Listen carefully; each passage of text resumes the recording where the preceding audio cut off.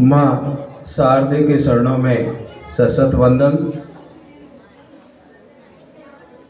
आदर्श विद्यालय के इस अभिभावक सम्मेलन में मंच पर विराजित परम आदरणीय शिक्षाविद श्रद्धेय जीवराजी वर्मा, इस कार्यक्रम के मुख्य वक्ता भाई नीलम कंवर जी, नायब तहसीलदार सिवाना, भाई सतीश जी सोनी, मनसा सिंह अतिथि, सामने विराजित मातृशक्ति, गणमान्य नागरिकों और विद्यालय के भैया बहनों का इस कार्यक्रम में मेरी ओर से स्वागत, अभिनंदन, सभी को प्रणाम। आदर्श विद्या मंदिर के इस अभिभावक सम्मेलन में मातृशक्ति की संख्या को देखते हुए हमें बड़ा गर्व हो रहा है कि मातृशक्ति की शिक्षा के प्रति सजगता अति महत्वपूर्ण दिखती जा रही है।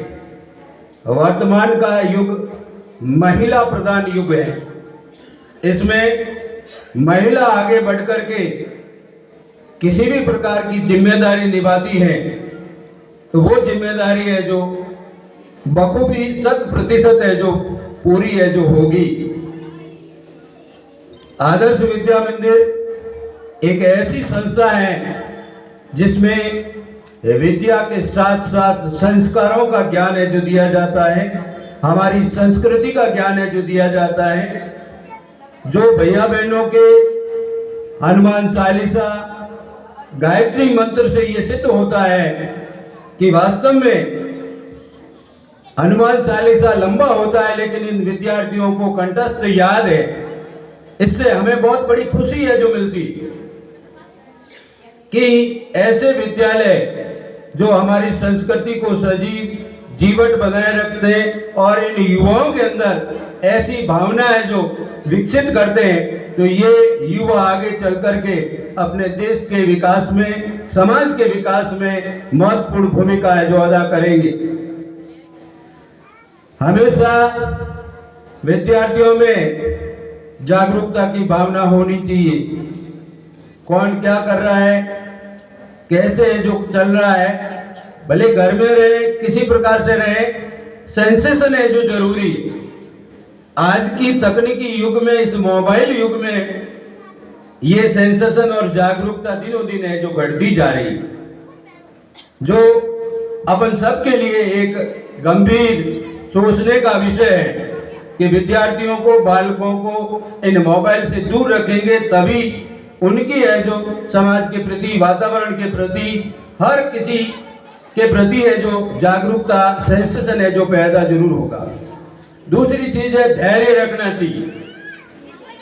एकदम है जो अपन छलांग लगा करके कोई भी प्रतिभा है जो हासिल नहीं कर सकते, उसके लिए अपने को सतत प्रयास करना पड़ेगा और साथ में धैर्य ही रखना पड़ेगा कि एक न एक दिन मैं भी है जो इस सफलता पर है जो जरूर है जो पहुंचूंगा। निराश है जो नहीं होना चाहिए, सदैव धैर्य रख करके निरंतर सतत है जो आगे बढ़ते रहना चाहिए। हमेशा कोई भी काम कठिन कितना भी हो, अगर एकाग्र रह करके, मनन करके, मन में दृढ़ निश्चय करके अपन कोई भी काम करेंगे तो जरूर उसमें सफलता मिलेगी। आज नहीं तो कल जरूर है जो सफल है जो होंगे। मैं माता बहनों से कहना चाहूंगा कि आज के समय में संस्कृति को जीवित रखना, अपने बालकों को संस्कार देना, ये सबसे बड़ी महिलाओं की जिम्मेदारी है जो होती है। बच्चों का प्रथम गुरु है जो माँ होती है। तो माँ, भले बच्चा छोटा है, वो बोल नहीं सकता, लेकिन उनकी आंखों से वो सेंसेशन है जो जरूर देखता है, तो उसका प्रभाव भी बालकों पर है जो पड़ता है।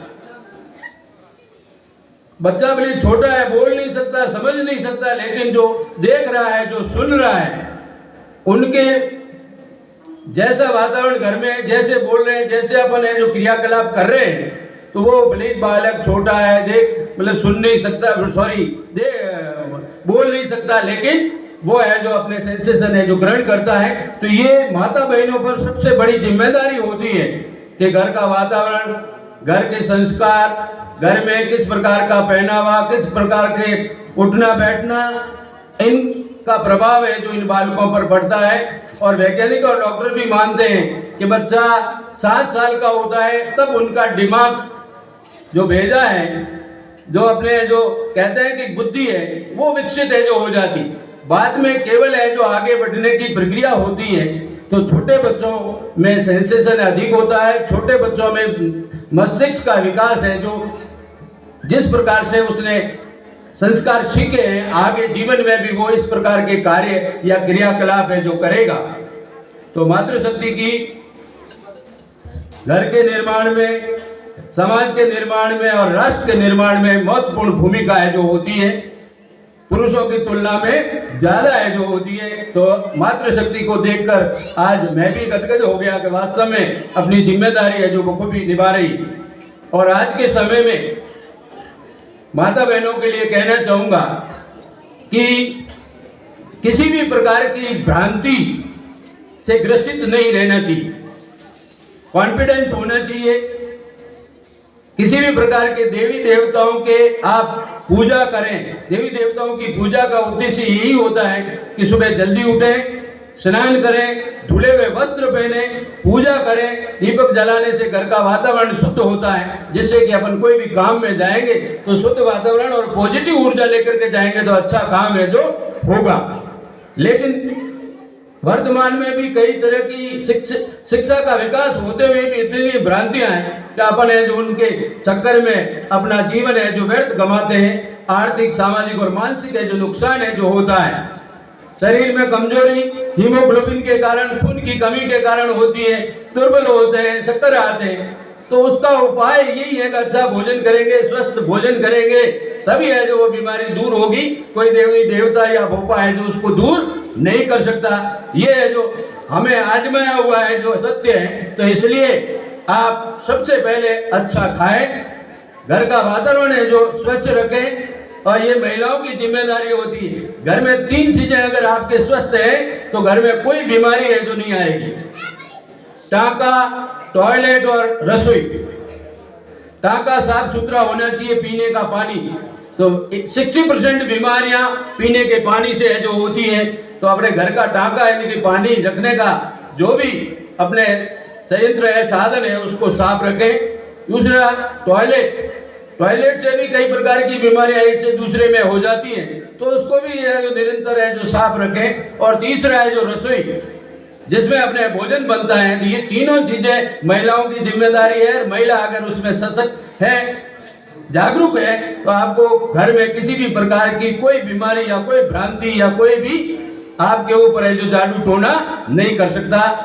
इसी आशा के साथ कि आज हमें बुलाया, मान सम्मान दिया और मंच पर बोलने का अवसर दिया, इसके लिए मैं अजय जी परमार और भैया बहनों की पूरी टीम को भी धन्यवाद देता हूं। और मुख्य अतिथि के रूप में पधारी बहन नीलम जी को कि आप भी इन विद्यालय में आकर के आगे बढ़ेंगे तो आपको देख करके इन महिलाओं में, इन बालिकाओं में जो जागरूकता उत्पन्न होगी और वो भी आने वाले समय में आपकी तरफ है जो मंच को सुशोभित है जो करेगी।